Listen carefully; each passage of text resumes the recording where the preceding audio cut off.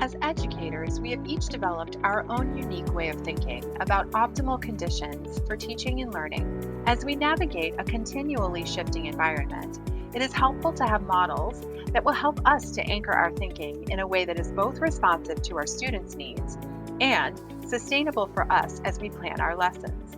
This module will provide us with some practices that will help us to think both in terms of what is best for students and what is sustainable, resilient practice. Due to safety concerns that arose in the spring of 2020, we now have some idea of what it feels like to engage and instruct in a remote learning environment. We have developed thinking about what went well, what was less than optimal, and the inequities that we want to address as we deliver instruction in new ways. With the implementation of social distancing protocols and safety requirements in our schools, we are now looking at shifting among three possible learning environments for D303 students in early childhood through age 22. This means we are shifting the way we are thinking about the best way for students to learn. We know that practices we believe to work well for students, like movement, group interaction, and sharing of materials and manipulatives, will be a challenge, if not completely impossible.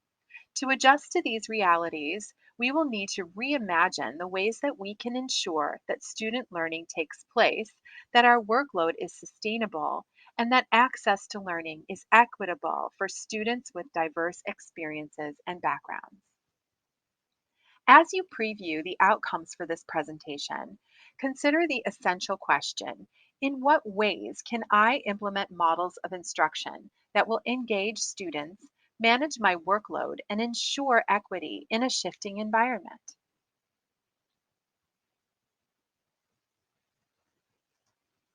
First, let's consider the language we are using to describe some of the changes in our learning environment. In person, remote, and hybrid environments all incorporate some level of at school learning and at home learning. As we design our instruction, it is good to understand what we mean when we use this language. When we say at school learning, we are identifying an environment in which students are physically present in a D303 building or learning space. The educator is physically present with students. Social distancing protocols are in place. Instruction may be delivered online or offline. Students will be engaging in many different learning tasks. Students can learn asynchronously or synchronously. When we refer to at home learning, we are saying an environment in which students are not physically present in the D303 building or learning space.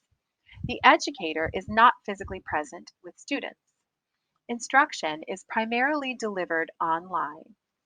Like at school learning, students will be engaging in many different learning tasks, and students can learn asynchronously or synchronously. As you look at these lists, where do you see similarities?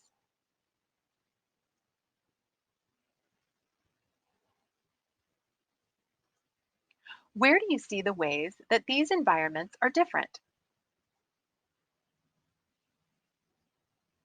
As you consider your design, how can you make choices that will allow for seamless transitions between at school learning and at home learning based on this understanding?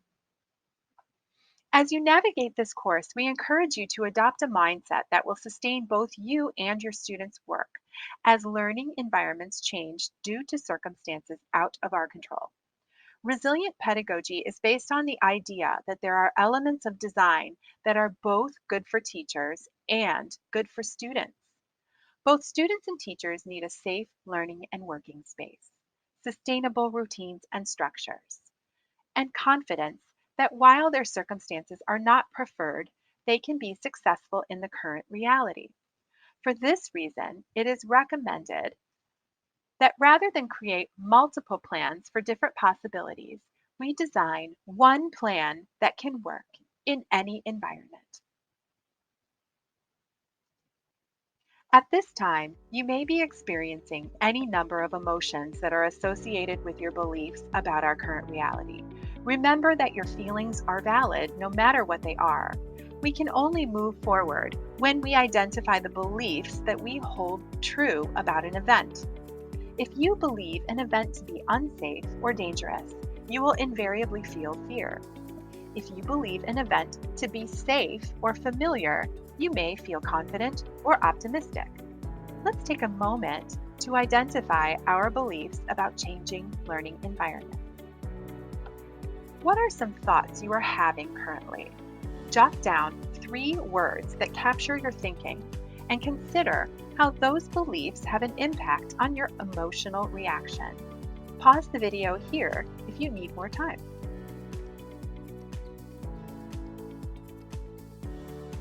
Now, in what ways do you think that these beliefs impact your feelings? You may be feeling anxious, afraid, sad, excited, optimistic, or anything in between. Identify 3 emotions you are experiencing. Pause the video here if you need more time. The goal for this course is to provide you with some familiarity, structures, and a sense of safety so that you can think about changing learning environments in a way that is sustainable. You will find that each of the models you will encounter can be used in combination and are interchangeable based on your learning outcomes. You will also find that planning templates and examples are present to help you think through the models. Finally, use the checklist to help you implement models for your instructional design. Each of these models can be personalized for all content areas and D303 students in ages early childhood through 22. Station rotation has historically been referred to as learning activity centers, where one or more of the centers is student led online learning. Students rotate through the centers or stations on a fixed schedule set by the teacher. This diagram shows what a station rotation can look like in a traditional at school setting with few social distancing protocols in place.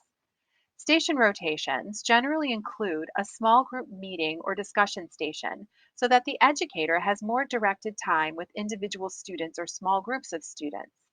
Because students rotate through these stations in groups, it's possible to design differentiated content, process, and product according to learner profiles.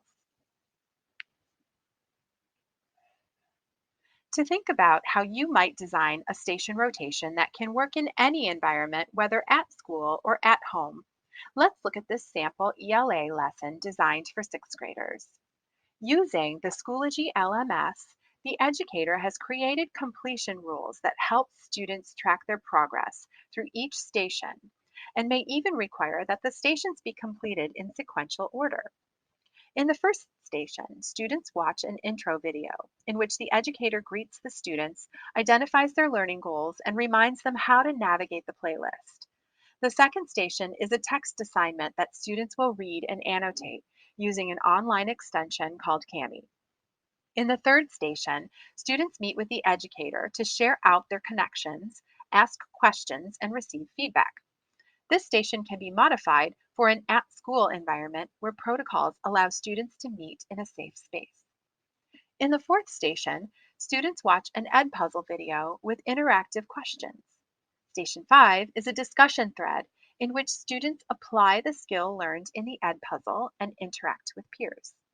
In Station 6, students engage in independent reading. Finally, in Station 7, students log in their reading and self reflect on the process.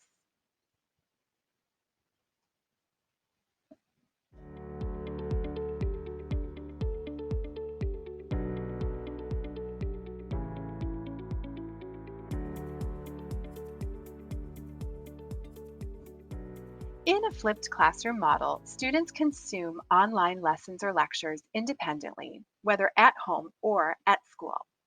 Typically, there is a video. The educator may have pre recorded a lesson or lecture, or used another video learning resource like Khan Academy, YouTube, or Edpuzzle. When students engage in independent practice, the teacher is available synchronously or in person at school for questions, feedback, and clarification. This is a flip of the traditional practice. The flipped model is often used in combination with other models, as you saw in the previous example. The key question to ask when thinking through this model is, what is the best use of a teacher's face-to-face time? Is it to stand in front of the students talking to them, or facilitate them through high impact activities like inquiry, collaboration, discussion, and project based learning? In a high school algebra class, lecture would no longer take place in the at school setting, but would rather be presented in short 10-minute videos that are interactive to self assess and check for understanding.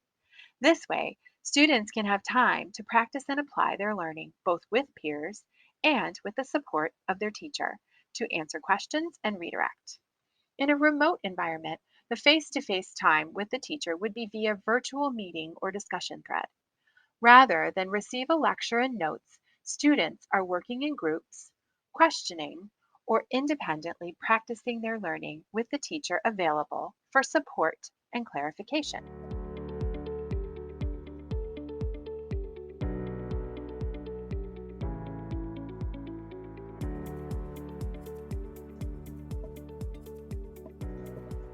In the workshop model, students learn to self regulate their own learning while also actively engaging in their work and development of skills and understanding. Typically, there are three components spaced out with established routines and structures for engagement. The mini lesson may be synchronous or asynchronous, whole class, flipped, or personalized for individuals and groups. Work time, with clearly communicated structures and routines, allows students to collaborate, create, experiment, engage in inquiry or problem solving, and apply their learning. The work time may also include small group or individual conferencing, self assessment or checking for understanding, and small group or individual mini lessons. The debrief is an opportunity for students to engage metacognitively with the process and share and reflect. Here is an example of a synchronous fifth grade math lesson that uses the workshop model. Students can engage in this learning at home as well as at school with the added element of conferencing during work time. The educator has created completion rules to ensure that students can track their progress. Directions are provided in both text and audio. For the mini lesson, students view a short Edpuzzle video that has interactive questions to check for understanding. Next, they are provided time to work on the skill. During this time, students are scheduled by group to meet with the educator in the virtual meeting space. During this time, the educator can check for understanding, provide further instruction, and confer with students who need additional support. In the debrief, students share their process with their teacher and peers using the audio or video feature.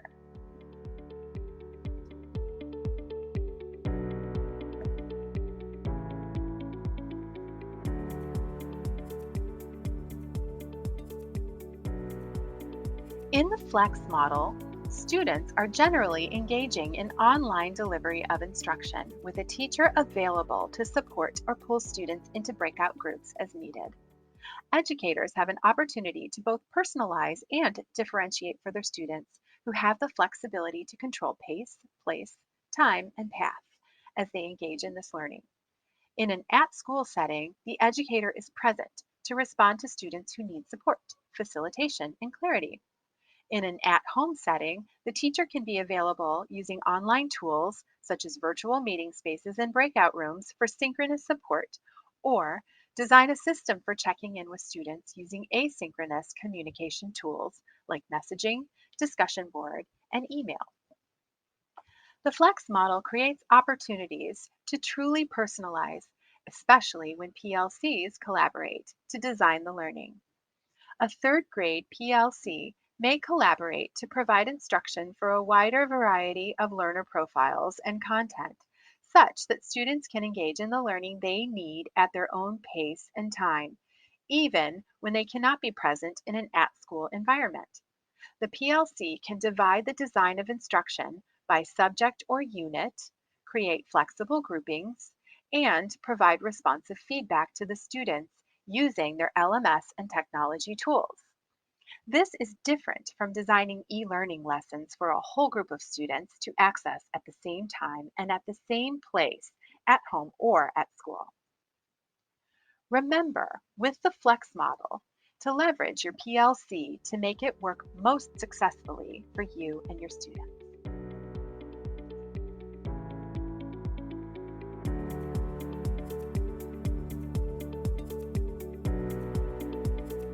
After viewing this presentation, select the model you wish to explore further by accessing one of the folders.